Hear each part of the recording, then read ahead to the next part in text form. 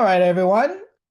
Today we have Mr. Adam Rowland. Uh, we're going to take kind of a break. A lot of the people we've normally uh, have interviewed have been kind of more on the 2D or possibly 3D side. This time we're kind of getting a little more into the stop motion area of animation. So that should be fun, something a little different. So Adam, where would my American students have seen any of your work anywhere, possibly? Well, I've had people call me from Scotland saying they're visiting their nephews and their nephews are following me. So Okay. I don't have a huge following, a few thousand maybe, but I do have a few viral videos. So you may or may not have seen some of my work. Oh, great. So where does your love of, where does it start for you in terms of animation? Like what got you kind of interested or what kind of led you down the route to where you are sort of now, so to speak? Yeah, so my story is a little bit odd and interesting at the same time, if I can self-confess that. But I started out in Okay. the corporate world. So I was working for Ralph Lauren in the States, in Europe, in Hong Kong. I was working for Asics, the Japanese sportswear brands, Okay. and I eventually moved to New Zealand to work for Icebreaker, all in corporate roles. When I moved to New Zealand, my role, when you get to a certain level, it wasn't super challenging. So in the evenings, I had spare time and I stopped watching telly and I started mucking about in my garage. Okay. And that mucking about consisted of doing some stop motion and just randomly making stuff. Okay. And it very quickly Like you built turned stuff in. out of clay or something, or you took some action figures and kind of Uh, moved them around or yeah, my first ever thing was a clay thing. It was horrible. I'd try and, whenever I see it, I'd try and delete it off the internet. I can't see it. You know, when you start out, it's not that great, right? Sure, sure. It is at the time, but it's not when you look back on it. Anyway, so I started doing some challenges with Kevin Parry. He's a Canadian ex-Leica animator. He does lots of Oh, video okay. magic and stuff. Most people know who he is. And so I did some of his challenges, and each month he was putting me up as one of his favorites.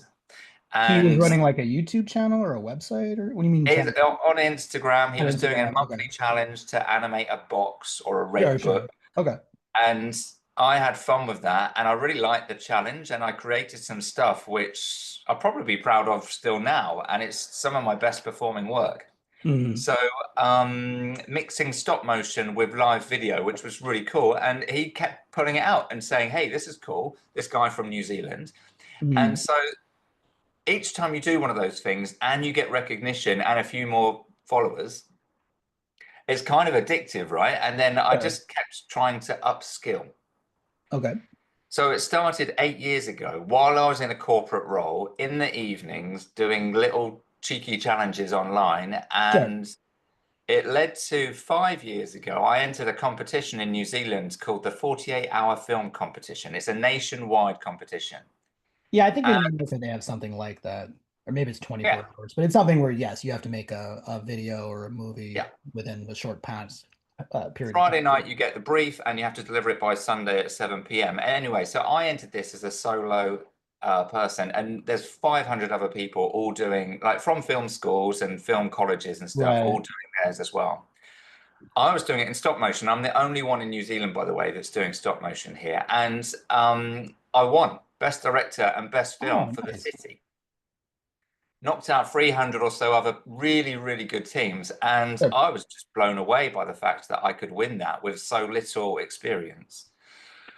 So it just rolled from there. I gave up my job and I decided Okay. to Start your mock studio. out this studio and turn it into an animation room. And since then, I've been doing fairly large scale TV commercials, so six-figure TV commercials for Wow. big brands. And they don't care that it's out of a double garage. In fact, they love it. And yeah, this is As this long is as you do it for the amount of money you said you would, for the quality you said you would, I'm sure they don't care. That's what I always tell my students. The biggest thing is not what program you use or whether you use Animate or Toon Boom. It's did you do the thing you said you would do for yeah. by the time you said you would do it for the amount of money roughly that you said it would cost. That is normally their number one priority, less about whatever program you used or that kind of thing. I can tell you when you start out working with clients or agencies, each one operates in a very different way. I've had six-figure clients that just say, go and have fun. And I explain to them what fun looks like. And they're like, that sounds pretty cool to us, so long as you hit the brief and Right. then you go and execute. And they're normally the best projects. The worst projects are the ones that are really detailed for brands that you get drawn into a creative like to and fro, and that's not so much fun. But anyway, Sure. yeah. Okay, so you start off kind of getting into animation later in life, at least as a career. Yeah. What have you done any non-stop motion work? Like did you ever do 2D or 3D in college or just for fun or anything like that or No, I did some film studies at college, but it was a side school class. I did a film when I was 18 called Attack of the Killer Cauliflower using swap out film, like press pause on the camera and swap the Right. cauliflower for a human and it's Sure. fighting people. But no, never done any graphics, but I do hire a lot of really cool local talent to do Mhm. graphic works over the top of my stop motion. Okay, great. I mean, what kind of drew you to stop motion as opposed to other either types of animation or film or what was kind of the appeal of it for you? Oh, I don't really know the answer to that question, except I'll just say I think I love doing stuff with my hands, like woodwork and Sure. craft. And whilst it's photography, it's not so much building stuff with your hands. You're still having to move and manipulate stuff. Right. And just the magic of making something like a pair of glasses fly through the air or just create the impossible has always appealed to me.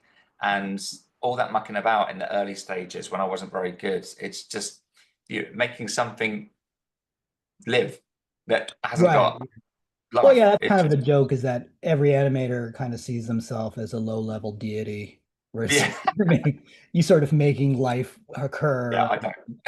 You sort of, you had nothing and now it's this breathing whatever Yeah, monster, cartoon squirrel, whatever it is, and like there's kind yeah, of like the minor ego of that possibly of the sort of, or but also the fun of it too, obviously. So since you run your own studio and you run a sort of a smaller studio than some other people I've interviewed, can you kind of tell my students what's kind of like what's a project for you? Can you kind of you don't have to go into like super great detail, but like can you kind yeah, of talk about us about like what's kind of the process from sort of client reaches out to end commercial in 6 months to a year, roughly. yeah. So I I should imagine it's the same for most agencies that create content. But as a stop motion content creator, there are about 16 different roles. And I, on small to big projects, will Mm, manage all 16 of those skill sets. And I didn't realize that when I started out. I thought, okay. okay, I've got a camera. I'll Right. put a light on the object and make it all work. And as the projects get bigger for bigger brands, you have to really hire in talent, and you start to learn that there's a role called a DOP, or director of photography. Right. And then you learn that they actually are good at photography, but they're not necessarily the person that touches the rigs or the lights. So you need a rigger and Right. a lighting technician. So anyway, so Right. I've learned to do all those 16 things. So to answer your question, the first job is marketing. So I've Okay. got to get jobs, right? Sure. And I've got to fill my calendar. So the way that I do that first and foremost is I normally just go and have fun on the stage and build something and make something that I love. And Okay. I'll put it on LinkedIn as a major platform for getting new jobs. It's an amazing platform because all the people that have got the money, spending power are there. Sure. And it normally attracts clients. Okay. So you So kind of like sort of a build it and they will come. You do something cool as yeah, kind of a proof of concept, and then it's like, look at this thing I did, and then someone says, yeah, "Oh," you're hoping that their response is someone's going to see it and go, "Oh, that would be good for our brand in terms of a yeah. advertisement or something like that." I did a really specific thing last Christmas, two years ago, and it was just a little teddy bear running at Christmas time on a moving platform, and it was all Mhm. just a bit of stop motion magic.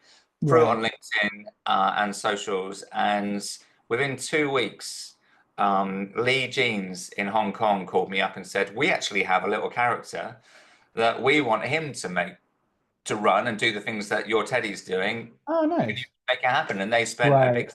big as Sam on it. So that was pretty cool. Anyway, so the First first is thing, getting the client, obviously. So you, let's say you did something cool and someone, a client gets to you. What's kind of the next, what's kind of the next step in your cool. process? So that they give you a brief and then you give them a budget. Sure. And the budget at that point, you have to just think ahead and try and capture everything. And the top secret thing to giving a budget is once you've done all your maths, add 20% because Right. there's no way you'll get it right. So no matter how big the budget is or how ridiculous it might seem in your mind, there are people out there with money to spend. So always add the Sure. 20%. And the people that really want you and see your value will pay that money. Right. Okay. So you set the budget in two parts, one for the creative and the one for the execution. So the budget is normally a budget for creative artwork slash storyboarding and an Mhm. animatic. And an animatic is a frame by frame execution of drawing execution of the final film. So once the storyboard, which I outsource, is drawn Okay. up and the script and everything else is all sorted out, I'll then present that back to the client. We'll go through several rounds of making sure that's refined, and then they'll give us a green light. Okay. Then the next How part, long, like, so from soup to nuts, like, if this is the 1st of January, let's hypothetically yeah, say, what time are you up to in terms of, all of this other stuff, the script writing, the animatic, how long is that process? I'll take Lee Jeans as an example so I can walk you through an Sure, actual yeah. project. So Lee Jeans came to me with an idea that they wanted their little character, this is him here, um, to wearing his denim to be in lots of different activities like yoga, BMX biking, running, and all Right. that. So I said, okay, well, that's a cool brief. And I came up with an idea, a concept of a rolling stage. And as Okay. soon as I had that idea in my head, I reached out to a storyboard artist, and they take about 2 or 3 days to mock something up. Sure. And then another day back and forth. So it's really quick. I'll go back with that storyboard to the client. The client then goes, yep, double thumbs up. And then I'll then turn that into an animatic that's timed out for them to sign off. All that process takes about 4 weeks. Okay. With some brands, it can take 4 months. Right. Right. Sure. It just so happens Lee Jeans is super cool and they're great people and they trusted me with the whole project. So, so then the next phase, once you've got a signed off animatic, is to start putting together some visuals. Okay. So, as a director of the project, as well as the animator and everything else, I had to come up with the vision, which was the storyboard, the animatic, which is the execution and the storytelling, and kind of set the tone for the brand. And I guess all that's done in that first section. Then you're about producing. So you're then looking at the budget and the timeline and working out what needs to happen when. The first thing that I needed to do in this case was get this puppet made so that it Mhm. could be delivered in time. So I have a 12-week lead time for making something like this. This Okay. is a 40,000 USD puppet. Right. The outfit takes about 10 weeks to make, Wow. and it was Okay. made in Portland in the US, and that's cost about in US dollars about 8,000. Okay. And the metal for the armature needs to be ordered and all those things. So this puppet was a 12 to 14 week lead time. So that was my first job. Sure. Getting that to work. Get this to look on brand and do all the things that I needed it to do. So that for me involves testing movement and making sure that it can perform. Sure. Now, this guy, just as a side note, has got really big eyes. So it was a real complex rig build for the heads to make sure it all fits within inside this skull. Right. I don't know if I can take this off, but I'm kind of side. You don't mind if I just go off piece slightly, do you? No, no, no. So they had to make sure the eyes fit within the mechanism inside the skull. Oh, And interesting. I'm sure even in the digital world, that would be a problem that they have to. So this is all made in 3D software and then Right. printed. Anyway, so that was my first problem to solve. The next problem to solve was to build the set. And during the 12 weeks that the puppet was being made, I had 12 weeks to make the set. So when the puppet arrived, I could put it all together. Right. And what else? So once the set's built and the puppet arrives, or I get sample puppets arriving so that I can do all the DOP work, I then have to test the lighting off of the denim fabric that the stage is made out of, test the green screens, kind of get Right. everything rigged and set up. And that planning process is about 1 to 2 weeks once you've got everything in place, Right. which seems like a long time, but it's fun problems to solve. I have to plan where the shadows are falling because when you film in stop motion, you're always rigging up. So this little guy will have a piece of metal coming out of his bum, and I'll be controlling him on a winder, which I'll control for him to go up and down, right? Right, right. So in post, I need to remove that rig. Remove So it. Yeah. I shoot the clean slate without the character in, and I use that to then mask out the rig. Got it. So it's just a load of detective work before you actually start filming. And then once all that detective work's done and you've prepped everything and you're good to go, you literally just start animating. So then I become an animator.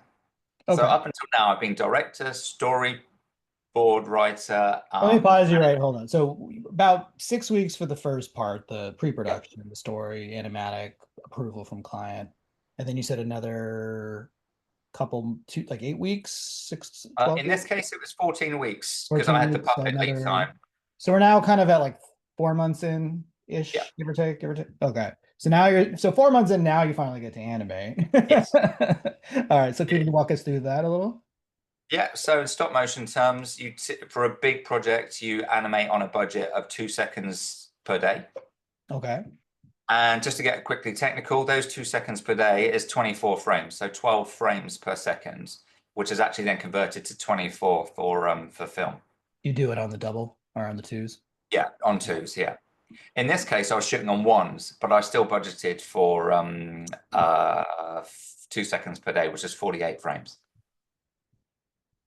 It took me ages to learn all that lingo and what it actually means, but it's really interesting. When I had a moving stage past the camera, so shooting on ones allows it to be smooth. If you shoot on Right. twos, it flickers and it doesn't work very well. So I was forced to do it on a really high standard. Yeah, so then 6 weeks of stop motion film work and shooting everything. Mhm.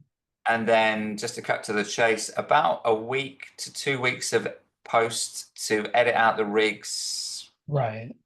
do any Clean up and post that I need to, color grading and filling in the green screen work. Yeah, great.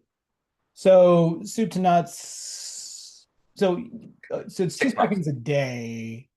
So I'm trying to do out the math in my head. That Yeah. means about you can get 1 minute per month. How long are your pieces normally? Like 30 seconds or a minute or a couple minutes? So it's 10 seconds a week, right? So Okay. a minute would be 6 Well, weeks. 6 weeks. So This advert was 45 seconds long. got it. So about 4.5 weeks. Okay. Interesting. So yeah, that's okay. So we've gone 4 months, all that stuff, another month, month and a half, give or take. Yeah. And that includes post-production, like, or does that not include post? That's just the Oh, animating. sorry, yeah. 6 weeks for animating and then 2 weeks of Another two post. weeks for okay. So then another wow, that's a lot. Yeah. That goes back to the old joke. Animators only need a really good idea once every couple of years. I've never heard that before.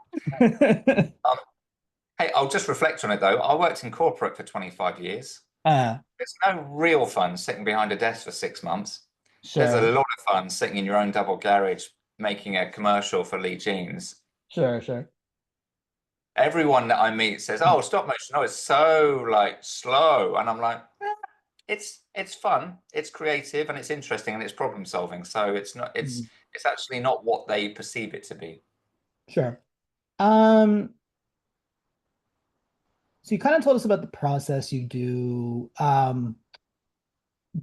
Where do you kind of, I mean, I know you're kind of newer to animation as a career than some other people I've talked to, but where do you kind of see animation going? Like, do you hope to see more stop motion and kind of bigger areas? I mean, obviously, there are some stop motion movies like Isle of Dog but do you hope there's going to be more of that, or do you like kind of keeping it kind of secret and special, or I don't know. Like where do you kind of see stop motion going if or as an animation form? It's a really interesting question because of the age of AI and CGI. So, first of all, people can very quickly recognize handmade art, Right. and your brain would probably, in most cases, work out, wow, that's handmade. That's so nice. And you can almost see all the little errors happening as well as the beauty. Sure. So, first and foremost, it's been around for 100 years. It's Sure. like the early form of television, right? I remember a wheel with lots of holes in it, and you can see a horse running if you look through in a certain angle. That's kind of stop motion. So it's been around for 100 years. I think it will just keep going, and I think it will get stronger. And if I looked on the internet 10 years ago, there was very little artists doing stop motion out there, and there were one or two that really stood out. Right. If you look now, it's blown up. It's kind of Mhm. like this. It's still a small world, but it has blown up. So I think that the handmade crafts, I actually think people are going to seek it more and more as AI becomes so like, and like nobody really likes watching a CGI battle because it's just Yeah, sure. like, meh.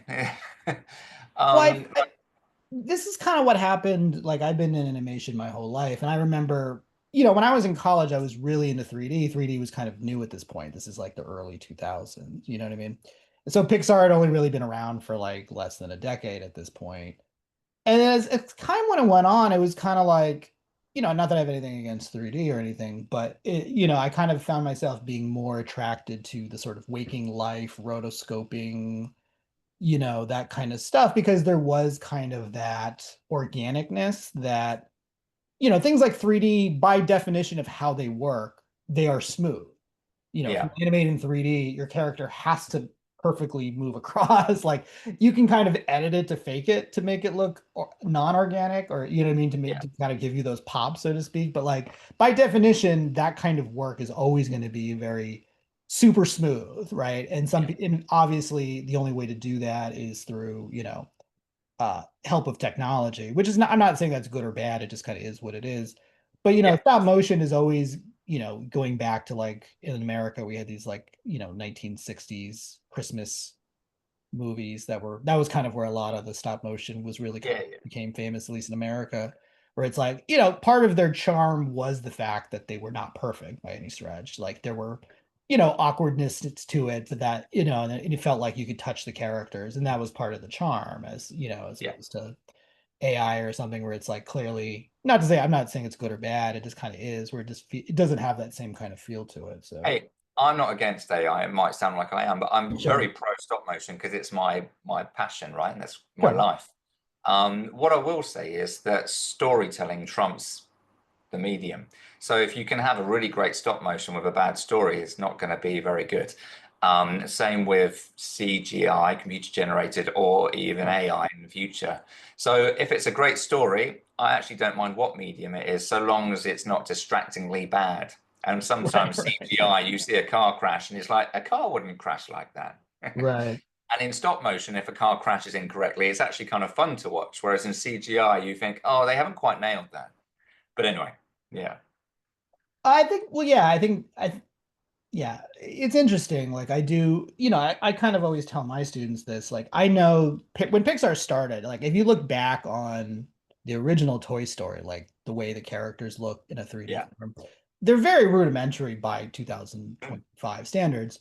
But I watched it like on a plane. I was like, man, I don't remember it being this bad 3D wise. Yeah, But like, the story is still good because that's the yeah, whole point. It was a well-written story, and even if, the technology doesn't hold up, it still is a good story. It's like I'll still play Pac-Man and Space Invaders, and not yeah, because they had like amazing graphics, because obviously they didn't, but that wasn't why you played it. You played it because it was compelling interaction, right? It was, yeah, so it doesn't matter, things that just focus on the visuals, like unfortunately there's a time limit to that, and if that's all it had, it's kind of like watching Lawnmower Man now. yeah, It's like, yeah, yeah. Oh, it's cool at the time, and now you look back, you're like, it's kind of hokey, it doesn't really hold up. yeah.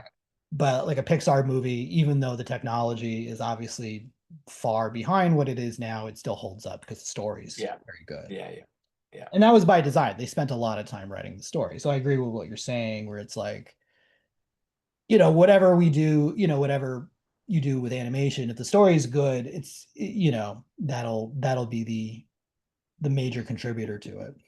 Oh yeah, all the time. 95% of how much you enjoy it, right? All right. Where can my students find you on the internet if they want to look at your work or see your company's work? So 4 years ago, if you Googled stop motion in New Zealand, there would be nothing. And now I believe I'm kind of like quite high up there because I'm the only one doing it. But if you look at awkward animations on Instagram, Okay, um, and if any of your students watching this want to just reach out and ask more questions or even jump on a call, I'm more than happy to help support in any way. Also wonderful. on TikTok and YouTube and LinkedIn. Oh, one question I'm sure my students probably want to know. Do you Oh, use a stop motion application like Dragon, or do you just kind of compile digital images together? no, you have to use Dragon Frame Have for to the use stop Dragon. motion to do. Okay. Yeah, yeah. It's not too expensive if you're it's like $500. I don't know if that's expensive or not. Maybe it's 350. I can't remember. But Last time I looked, it was 300, but that was a couple years ago. oh, So okay. maybe it's Yeah, like yeah, it's fine. 500 now. But yeah, 350. I Anyway, remember that so was kind of considered the industry standard in terms of stop motion. But you can't really do it without Dragon Frame okay, if you're going to produce longer content because it organizes all your files for you and got it. organizes. You have multiple cameras, yeah, it's really good. But Okay, then all the compositing is in Adobe, and anyone that uses Photoshop or Premiere Pro on the outset, which you tend to do, is the wrong way to go. Just go straight to After Effects if you're doing stop motion compositing. got it. So sorry, I didn't mean to interrupt you. You were plugging your studio and Oh, your that's right. social medias. It's definitely not a plug, just a welcome. So yeah, so LinkedIn, TikTok, Instagram, and YouTube. Great. Well, we appreciate your time and your insight, especially for, kind of a more unique area of animation that I usually talk to with people. So thanks. Yeah, my pleasure, my pleasure. Have a good day. Thank you.